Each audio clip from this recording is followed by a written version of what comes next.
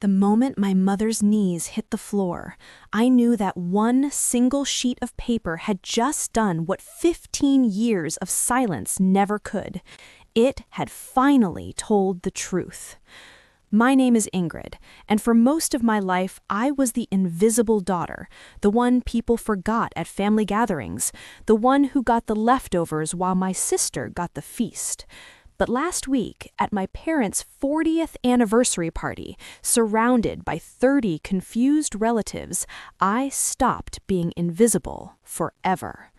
The thing is, none of this would have happened if my grandmother hadn't seen me when no one else did, and if she hadn't left me something that my parents were determined to steal. Let me take you back to a hospital room that smelled like rubbing alcohol and dying flowers.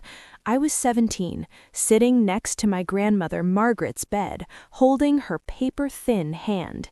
She'd been in and out of sleep all day, but suddenly her eyes snapped open with that sharp look she used to get when she was about to say something important.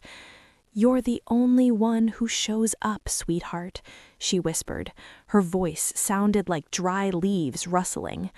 "Remember that when everyone else forgets." I didn't understand then. I thought she was just tired, confused from the medication. My mother hadn't visited in 2 weeks, too busy with her book club. My sister Monica, the golden child, hadn't come at all. She was planning her 21st birthday party. 50 guests, a DJ, a dress flown in from some fancy New York boutique. My 16th birthday that same year, Mom baked a box cake. The 4 of us sat around the kitchen table for maybe 20 minutes, done by 8 o'clock. That was the difference between Monica and me. She got fireworks. I got leftovers. Grandma saw it all. She always did. "I've prepared something for you," she breathed, her eyes locking onto mine with an intensity that scared me. "Don't let anyone take it away." "Take what away, Grandma?" "Especially—" She stopped, coughing. Her hand squeezed mine hard. "Especially who?"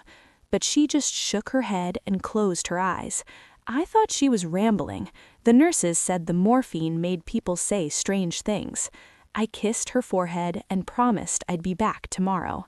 I had no idea I'd just received the only warning I'd ever get. Her hand held mine tighter. "Promise me you'll remember what you're worth." I promised. I was 17 and still believed that if I tried hard enough, if I was good enough, my parents would eventually love me the same way they loved Monica. I was wrong, but I wouldn't find that out for another 2 weeks. Grandma died on a Tuesday. I was in calculus when my phone buzzed. Mom's text was 3 words. "Grandma's gone. Come home." No, "I'm sorry." No, "Are you okay?" Just instructions. I cried the whole bus ride home. When I walked through the door, Monica was on the couch scrolling through her phone. Mom was in the kitchen making calls about the funeral. No one hugged me. No one asked how I was. The funeral was 4 days later. Monica showed up 30 minutes late. Traffic, you know. Mom rushed to comfort her. Poor Monica, so stressed from the drive. I stood alone by the casket, saying goodbye to the only person in my family who ever made me feel seen. After the service, I overheard my parents in the kitchen. I was in the hallway, invisible as always. "The lawyer called," Dad said, voice low. "There's a problem with the will." "What kind of problem?" Mom's voice had an edge I didn't recognize. "I'll handle it. Just don't let the girls know." I pressed myself against the wall, heart pounding. What problem? What were they hiding? I didn't ask. I was too afraid of making things worse, too conditioned to believe that good daughters don't question their parents. So I stayed silent. I went to my room and stared at the ceiling until 3 in the morning, replaying Grandma's words. "Don't let anyone take it away." 2 weeks later, I finally understood. I volunteered to clean out Grandma's apartment. No one else wanted to. Monica said it was too depressing. Mom was too overwhelmed. Dad just shrugged. So I went alone. Her place still smelled like her, lavender soap and old books. I started in the living room, boxing things up, crying in her favorite cardigan. Then I found it. Tucked inside her worn copy of Little Women, the book she read to me every summer, was a small envelope, my name on it in her handwriting. Before I tell you what was inside, if you're moved by stories about family and truth, please take a moment to like this video and subscribe to Anonymous Confessions. Drop your location in the comments. I love seeing where everyone's listening from. Now back to that envelope. My hands shook as I opened it. Inside was a note. Dearest Ingrid, I've left you everything I have. Attorney Patterson has the documents. Don't trust anyone else, especially your mother. I love you more than you'll ever know. Grandma. I read it 3 times. Grandma lived simply, same 3 dresses on rotation, coupons clipped from newspapers. I always thought she had nothing, but everything? What did that mean? I folded the note carefully and tucked it in my wallet. My mind was racing. What had my parents whispered about in the kitchen? Why would Grandma warn me about my own mother? I decided to ask. I found Mom in the living room. Mom, did Grandma leave me anything? She didn't even look away from the screen. Your grandmother had barely anything, sweetheart. What little she had went to funeral costs. She was lying. I felt it in my bones. But I found a note. I pulled out the paper. Grandma wrote that she left me everything. She mentioned a lawyer named Patterson. Mom's face changed for just a second. Something cold flashed in her eyes. Then she smiled, that patient, dismissive smile I knew too well. Sweetheart, your grandmother was very sick at the end. She didn't know what she was writing. It's her handwriting. She was lucid when... Are you calling me a liar? Her voice sharpened. Your grandmother just died and you want to make this about money? The guilt hit me like a wave. I'm not trying to... After everything we've done for you, she shook her head. I can't believe my own daughter would accuse me of something so horrible. Dad walked in. What's going on? Nothing, Mom said quickly. Ingrid's just tired, aren't you, honey? I looked at Dad, hoping for something, an ally, an explanation. He just stared with that blank expression he always wore when Mom was handling things. Go to bed, Ingrid. You've had a long day. I went, but I didn't sleep. I lay in the dark, turning Grandma's note over in my hands. Don't let anyone take it away. She'd known. Somehow she'd known this would happen. I was 18 in 3 months. No money, no car, no allies. If I pushed harder, they'd turn Monica against me. They'd make me the villain. So I made a decision. I would wait. I would survive. And when the time was right, I would find the truth. 6 months later, everything became clear. I was 18 now, freshly graduated, college acceptance letters sat on my desk, good schools that could change my life, but they all required money I didn't have. That's when Monica made her announcement. Sunday dinner, rare family gathering. She was glowing, practically bouncing. I have news. Mom and Dad bought me a house. I dropped my fork. A house? It's adorable. 3 bedrooms, big backyard, perfect for when Tyler and I get married. She held up her phone. Look at the kitchen. I looked at my parents. You bought her a house? Dad nodded, chest puffed with pride. Your sister deserves stability. How much? Mom waved her hand. That's not important. How much? Dad's eyes narrowed. $180,000. We saved our whole lives for this. $180,000. The exact amount a person might call everything I have. And what about my college tuition? Mom sighed. Ingrid, you know we don't have unlimited resources. You'll need scholarships, work part-time. Lots of kids do it. But you just spent... Monica needs a home. You're young. You have time. I looked at my sister, still admiring photos, oblivious to the bomb exploding in my chest. Congratulations, Monica. My voice didn't even shake. I'd learned to hide my pain by then. That night, I did the math. Grandma died. 2 weeks later, problem with the will. 2 months after that, my parents suddenly had enough money for a house. I wasn't paranoid. I was right. Next morning, I found Dad in the garage. "The house," I said. "Where did the real money come from?" He didn't look up. "Savings, I told you." "You've never had that kind of savings. Watch your tone." "Was it from Grandma's estate?" He stopped working, set down his wrench. When he turned, his expression was stone. "There was no estate. She had nothing. I found a note. She said she left me." I opened the front door. "Welcome. Come in." Dad walked through the foyer, examining everything. Hardwood floors, modern kitchen, artwork on the walls. "How much did this place cost?" "That's not important, Dad." Monica touched the granite countertop. "Did your husband buy this for you?" "I'm not married." "Boyfriend, then." "I bought it myself, with my own money." Silence. Mom recovered first. "Well, you've certainly done well for yourself. I always knew you would." I almost choked on the irony. The next hour was a blur of arrivals. Aunts and uncles I hadn't seen in years. Cousins who'd forgotten I existed. 32 people in total, all there to celebrate my parents' 40 years of marriage.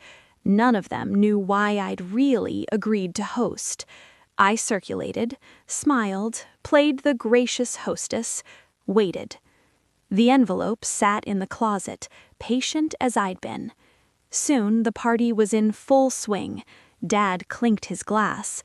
The room quieted. "Thank you all for coming. 40 years, can you believe it? Diane and I have been through so much, good times and hard times." He paused, cleared his throat. That calculated vulnerability.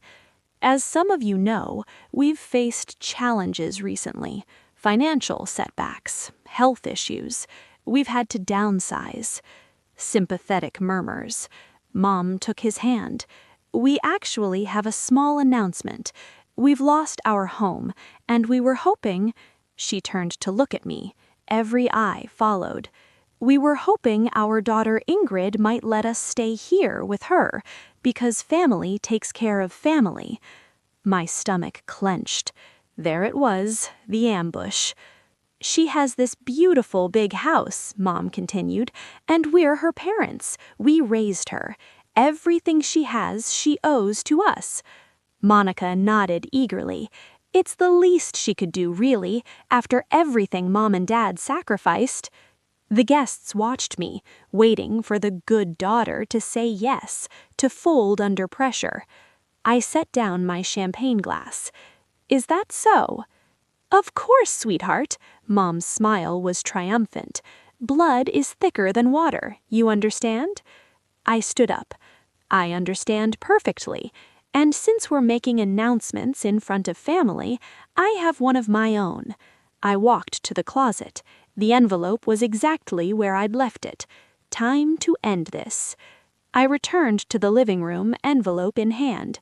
The crowd watched in confused silence. "You said family takes care of family.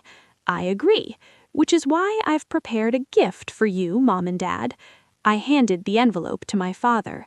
He took it slowly, brow furrowed, opened the flap, pulled out the papers. His face went white. "What is this?" he whispered.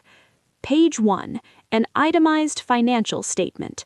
$180,000. The inheritance Grandma Margaret left specifically to me, plus 15 years of compound interest." Gasps rippled through the room. Page 2 is a copy of Grandma's original will, notarized, witnessed, clearly naming me as her sole beneficiary. Mom grabbed the papers. Her eyes darted across the text. "This is ridiculous. You can't prove." Page 3, bank records. Every dollar traced. your account, Monica's down payment, dates, amounts, routing numbers. Monica stepped forward. What is she talking about? Your house, I turned to face her. The one Mom and Dad bought you 15 years ago. That was my money, my inheritance. Grandma left it to me, and they stole it. The room erupted. Whispers became exclamations. Relatives looked at each other in shock. Great Aunt Helen, Grandma Margaret's sister, stood up. Her voice cut through the noise. Diane, Richard, is this true? My mother's mouth opened, closed, opened again. No words came out. I reached into the envelope and pulled out the final document. And this is a restraining order. You have 30 days to cease all contact with me. Mom collapsed onto her knees. I didn't flinch. Chaos erupted. Dad found his voice. This is ridiculous. You can't prove anything. Page 5, Dad. Bank records don't lie. You fabricated these documents. The bank provided them. So did the county recorder's office. Everything is verified, time-stamped, legal. Mom sobbed on the floor, mascara running. How could you do this to us? We're your parents. You stole from me when I was 17. Grandma tried to give me a future. You took it. Monica stepped between us. You have no right to tell the truth. I looked at her steadily. That house you lived in for 10 years was bought with my money, my inheritance. Grandma left it for my education. Every mortgage payment you didn't make, every comfort you enjoyed, that was mine. I didn't know. Maybe, but you knew something was wrong. You just didn't want to ask questions. Great Aunt Helen pushed through the crowd. Diane, Richard, answer me. Did you steal this child's inheritance? My dad's jaw worked. No sound came out. Mom just kept crying. The silence was its own confession. Helen turned to the other guests. 40 years I've known this family. 40 years I watched them treat Ingrid like an afterthought. I always wondered why Grandma left everything to her granddaughter instead of her own daughter. Now I know. The guests murmured. Some of them looked at my parents with disgust. Others couldn't meet anyone's eyes. I picked up the restraining order. You have 30 days. After that, any contact will be reported to the police. Then I walked out of my own living room. I needed air. I stood in my backyard, breathing in the cool evening. Behind me, I could hear the party dissolving, car doors slamming, hushed voices, footsteps on the patio. I turned. Great Aunt Helen stood there, her expression soft. You did the right thing. Did I? I just destroyed my family in front of 30 people. No, sweetheart. They destroyed your family 15 years ago. You just finally told the truth. She opened her arms. I stepped into them and let myself cry. If this story resonates with you, please take a moment to like this video and subscribe to Anonymous Confessions. Share your own experiences in the comments. I read every single one. Your support means more than you know. Your grandmother would be so proud of you, Helen whispered. She always said you were the strong one, the one who would survive. We stood there until the tears stopped.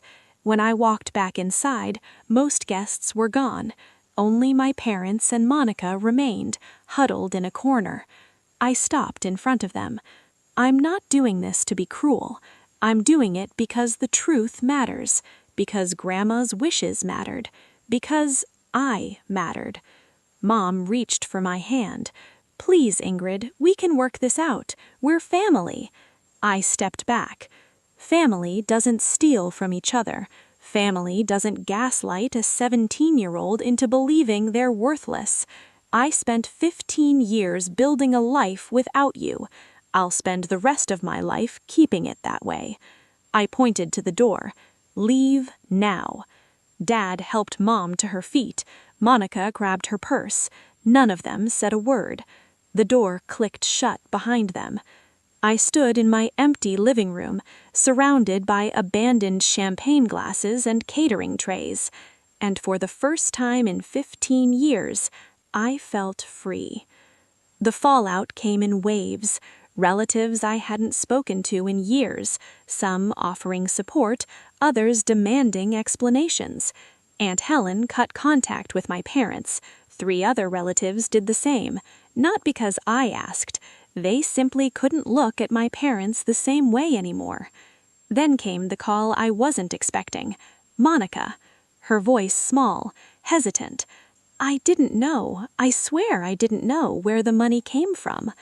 Does it matter? It matters to me.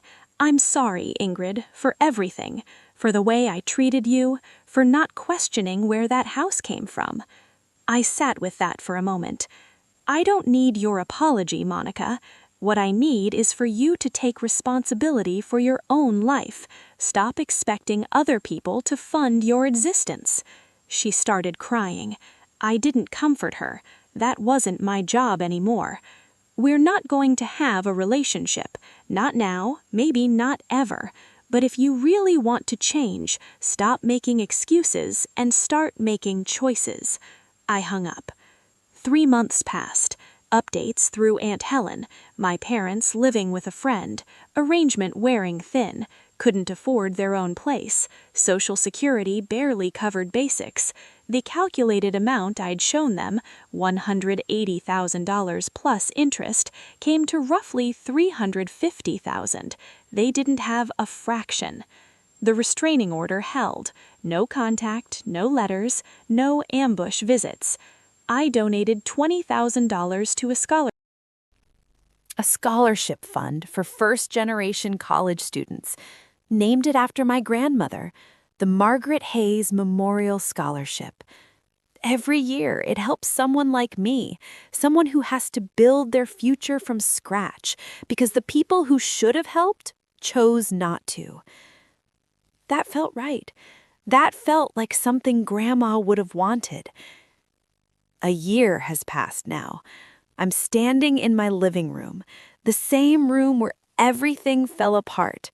But it doesn't feel haunted anymore. It feels like mine. On the shelf by the window, there's a photograph of Grandma Margaret, the only thing I kept from her apartment. Us at the beach when I was 7. She's laughing, arms wrapped around me, and I'm grinning so wide my eyes are practically closed. I talk to her sometimes. Is that strange? Probably, but I think she'd understand. I kept my promise, Grandma. I didn't let them take what mattered most. Not the money, that was gone the moment they took it. What mattered was the lesson you tried to teach me, that my worth wasn't determined by how my family treated me. It took me 15 years to learn that. 15 years of working 3 jobs, putting myself through school, building a career from nothing. 15 years of therapy to unpack the gaslighting and the guilt and the belief that I somehow deserved less. But I learned it, and now, standing in my own home with my own success, surrounded by people who actually care about me, I finally believe it. I don't need my parents to acknowledge what they did. I don't need Monica's apology to be real. I don't need anyone's validation to know that I matter. I know it myself. That's what Grandma wanted for me. Not the money, though that would have helped. She wanted me to understand that I was worthy of love, of respect, of a future. She saw me when no one else did, and now I see myself. That's worth more than any inheritance. So that's my story. 15 years of silence and one single piece of paper that changed everything. If you've ever had to set a hard boundary with someone who hurt you, drop the word boundary in the comments. I'd love to hear your stories.